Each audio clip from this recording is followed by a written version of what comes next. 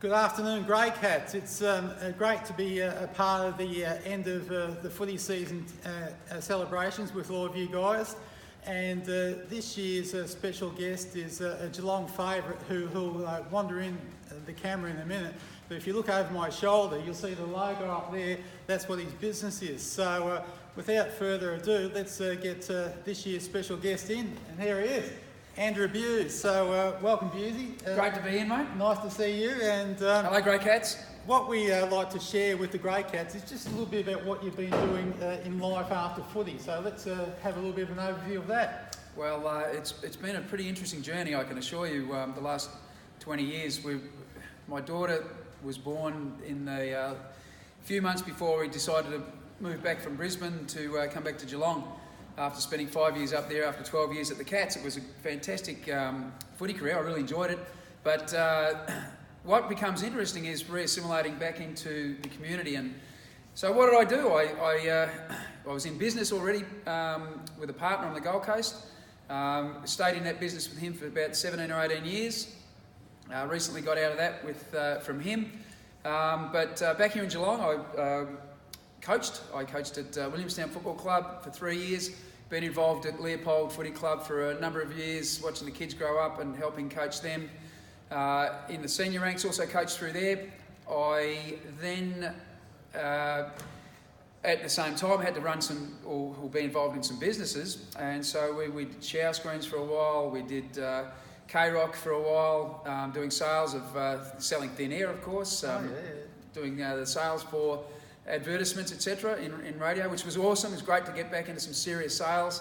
Then I went and joined the VFA and got back into fitness. So for the last nearly 10 years or so, I've been doing fitness, and thus the gym has been born. Very good. So if there's any members of the Grey Cats audience who want to do a bit of exercise, this is the gym to come to. And I might mention that one of the ambassadors for the Grey Cats is your mate Bluey McGrath. So Bluey will be out there today. So McGrath, in all honesty, I don't know how many times he said, I must come down to your gym at some point. Oh. And I'm yet to see him. He wouldn't have put foot through the doorway, to be honest, people. Well, we'll put a bit of peer pressure on you, Bluey. Now, you mentioned the kids, and my research tells me it's a bit of a triple J thing. There's 3 kids with JJJ. Yeah. Let's explain the 3 J's to the Grey Cats. Well, the hard part about it was we've got a very stubborn wife that starts with J. So Julianne got the say with all the names. I think I picked up 2 middle names I was allowed to contribute to. But Paul Jackson, the oldest, no, he hasn't got a middle name. He's Jacko's son. And then we've got Jed Ryan. I was able to get Ryan in there because my father's name is Raymond, so I thought Ryan Raymond, there's an R at least. Then I had Jamie, which was a daughter, and Jamie Alanda. I was able to combine 2 names there to create Alanda.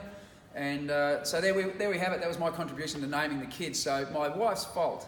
That sounds very much like happy wife, happy life, and that's not always a good thing. No, it's Some people say the only thing. Oh, okay. Now, one of the kind of funny little crossovers that I had a few years ago was up in Papua New Guinea, of all places. So I might just set the scene. I think you'd just come off doing the Kokoda track. We're about to head off. Oh, you're about to head off. Okay. Yep.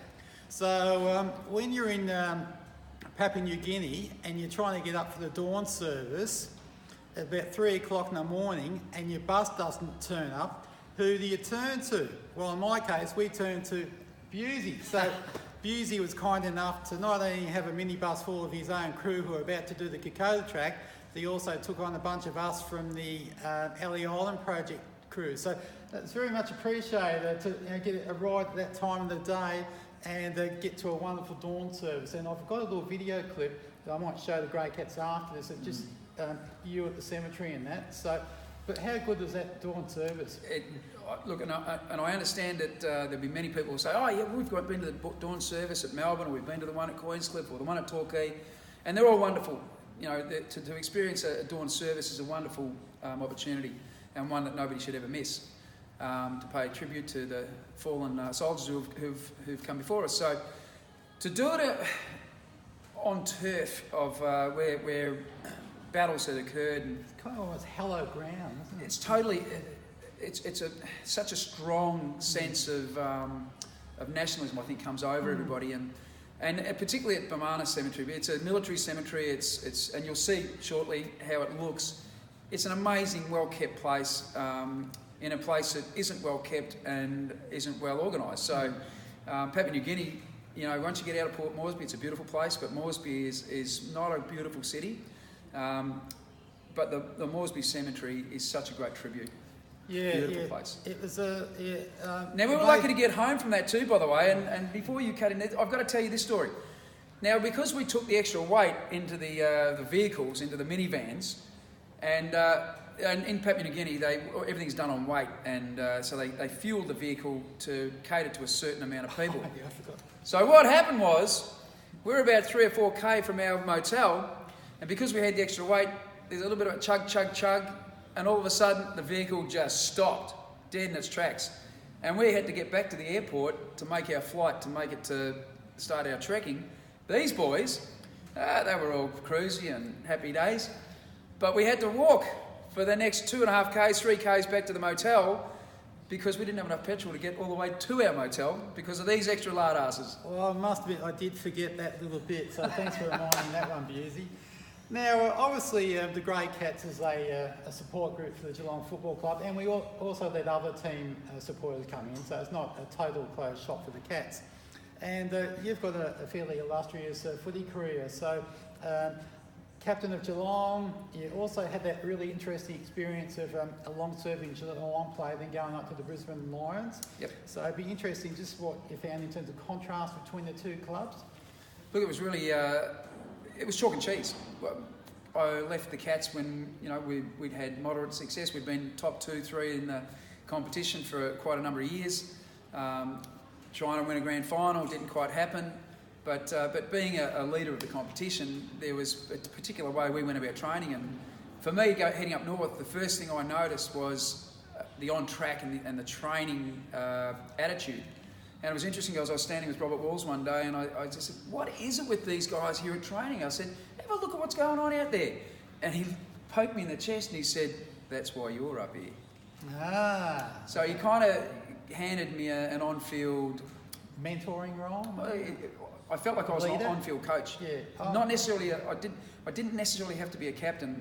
I didn't need the title to take extra sessions. I used to often on the off night of training, I'd organise kids like Lepich and Visak and Manus and Ashcroft or whoever was willing to be silly enough to jump in and get involved with us. Yep. We do a little bit extra work and all specific type training. So I was really lucky to be trusted with that sort of a thing to administer, but those were the things that Malcolm wouldn't have allowed. Yeah.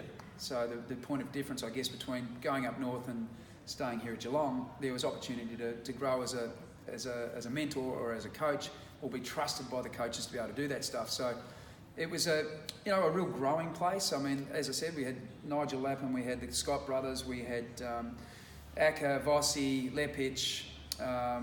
Simon Black turned up, Lukey Power turned up throughout that period. The only guy really in the premiership years of Brisbane's great teams that we didn't have, or I didn't have any association with, was Jonathan Brown, who turned up the year after I left. So awesome group to see go through and win ultimate success. And that was awesome as an ex-player, just retired, had played with those guys for 5 years. Great to see them win flags. And after the third flag, I remember sitting in the stand, I said to my wife, gee, wouldn't it be nice if we could go back to Geelong and help them taste what this is like? And that was one of those opportunities. And the next year, the opportunity did arise because the footy club at Geelong had decided to bring back Damien Berg, Kenny Hinkley, myself, Adrian Fletcher and Brent Creswell.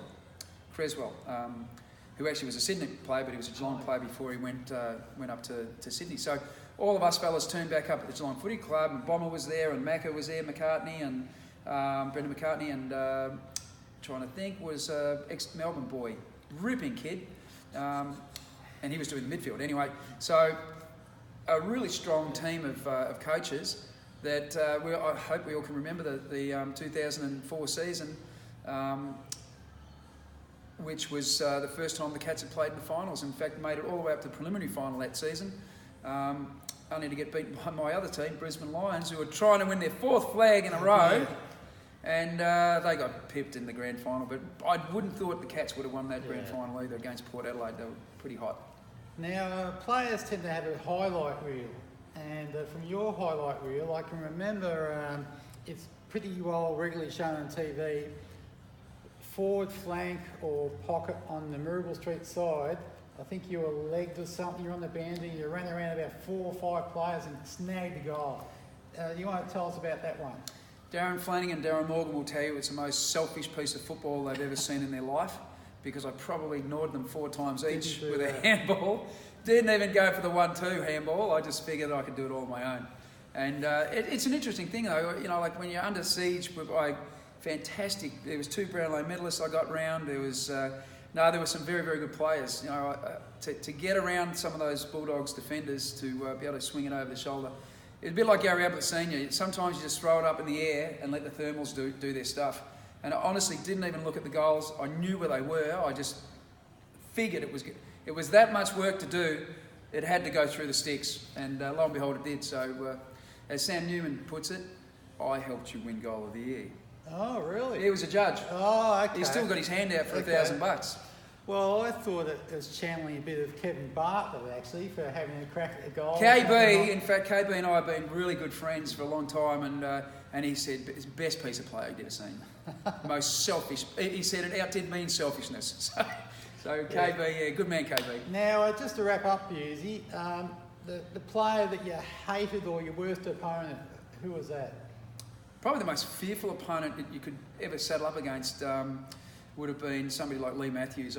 He was hard, tough, but he would never say boo to you. You never knew what was going through his head.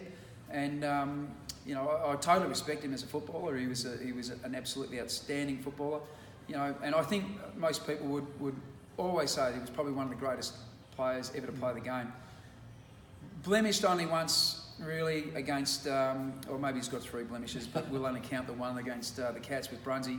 And that I know it doesn't sit well with him. I've had conversations with Lee. I worked with him for 12 months at 3AW, so we get on really well. We've got a great rapport, and I love catching up with him. He does genuinely. I know he's dirty on that scenario that occurred, but us as Cat supporters, I'm sure we don't really care that Lee feels a bit unhappy about that scenario. And your favourite moment from footy days? Any favourite moments were probably watching front row seats, watching Gary Ablett Senior take Mark of the Year, clean up someone from 3 steps. The skills and ability that he had that perhaps most of us would really dream of. The way he could kick left and right foot, the way he could not handball. If you put $1,000 in front of him, he wouldn't handball because he'd rather kick it and kick a goal. Watching Gary Jr. come through and watching all the kids, the father-sons now running around out in the field. Sammy Simpson, watching Scarlo go through because I played footy with his father. Just seeing all those kids come through the next generation has been a real highlight for me, and I absolutely love, I love watching my own kids play, but I love watching those kids, Tommy Hawkins, Jack's son, and any of those guys that are running around. Now they're all, the kids, they're all Jed's mates, so I just love watching them run around. I got another boy that plays footy down in Anglesea, and Jacko, I love watching him play. I go and help them out at Anglesea. So my daughter Jamie, the best gym person in my group. So I just love watching the kids. So Jamie works here? No, Jamie. Oh, she attends. Okay. Yeah. All right. Well, Bewsy, many thanks for the chat. Thanks, pal. And it's great that you've given us a few moments of your time to share with our members of the Grey Cats. So I'll just switch off now. Whoever won the tipping, congratulations and well done.